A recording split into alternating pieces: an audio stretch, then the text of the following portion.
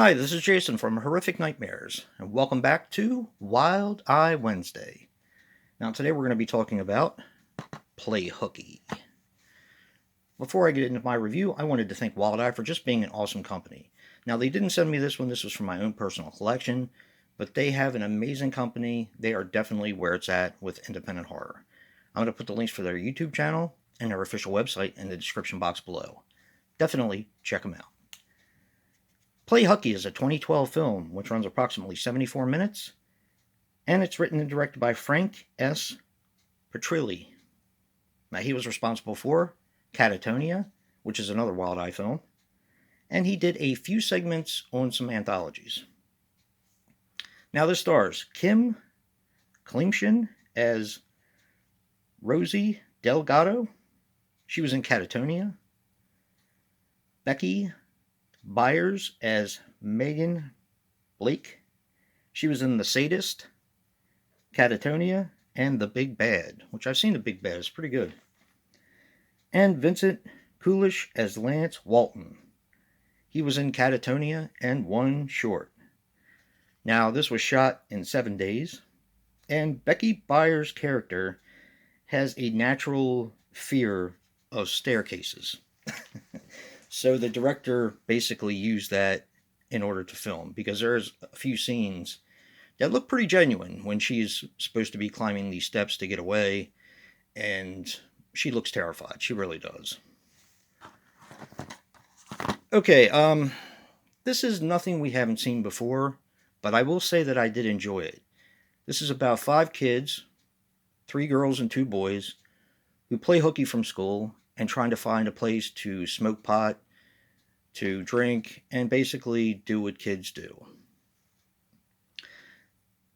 Every place that they go, they're basically thwarted because there's people that they know, or it's not private enough, or, so on and so forth. So one of the girls ends up getting this bright idea of going to an abandoned asylum in order to have fun. When they get there, they're exploring, and they start noticing things happening in this asylum. Is it a malevolent spirit? Is it someone playing a trick on them? I'm not going to tell you. You're going to have to find out for yourself by watching this one. Let me give you my thoughts on this one. Like I said, I actually really enjoyed this movie. This movie is not going to be for everyone, though, because it is found footage, number one. And number two, I do have some people who subscribe to me and who watch my channel who are motion sensitive. And this will definitely be troublesome for you as far as like feeling sick. Because this was actually one of the first movies recorded, from what they said, recorded on a regular flip phone. So, kind of keep that in mind. I think this movie triggered me because I had a similar experience when I was younger.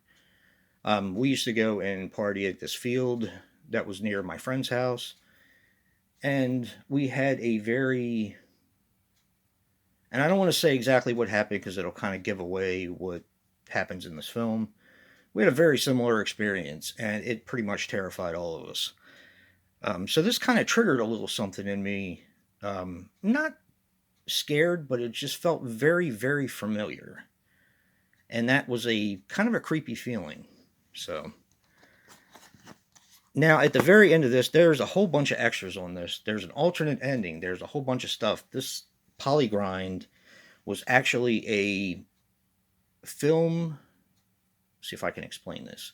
It was an underground film festival in Las Vegas.